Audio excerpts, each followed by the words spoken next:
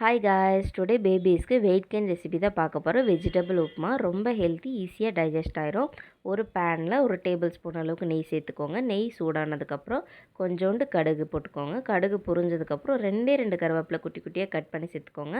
கொஞ்சோண்டு பெருங்காயத்தூள், அதுக்கப்புறம் 1/2 கப் கேரட் ஆட் பண்ணிக்கோங்க. 1/2 கப் பச்சை பட்டாணி, கொஞ்சோண்டு தக்காளி ஆட் பண்ணி நல்லா வதக்கி விடுங்க. கொஞ்சம் நல்லா வதங்கினதுக்கப்புறம் 1 டேபிள் ஸ்பூன் சால்ட் ஆட் பண்ணிக்கோங்க. அதுக்கப்புறம் 1 டேபிள் ஸ்பூன் மஞ்சத்தூள் நல்லா ஒரு 2 to 5 மினிட்ஸ் நல்லா வதக்கி விட்டுக்கோங்க. அது அப்போ தான் நல்லா வேகும். 1/2 கப் அளவுக்கு தண்ணி சேர்த்துக்கோங்க. தண்ணி நல்லா கொதித்து வரும்போது சேமியா இல்லைனா வெள்ளை ரவை ஆட் பண்ணிக்கோங்க. நல்லா கொதித்ததுக்கப்புறம் மூடி போட்டு நல்லா மூடி வச்சு வேக வச்சிடணுங்க. தாராளமாக 10 to 15 மினிட்ஸ் வரைக்கும் நீங்கள் குக் பண்ணலாம். அதுக்கப்புறம் பார்த்திங்கன்னா பச்சை பட்டாணி நிறைய source of vitamins, minerals, vitamin A, B6, C and magnesium இருக்குது. குழந்தைங்களுக்கு ரொம்ப ஹெல்த்தி, ப்ரோட்டீன் இருக்கிறனால குழந்தைங்க நல்லா வளருவாங்க. நீங்கள் ட்ரை பண்ணி பாருங்கள். தேங்க்யூ.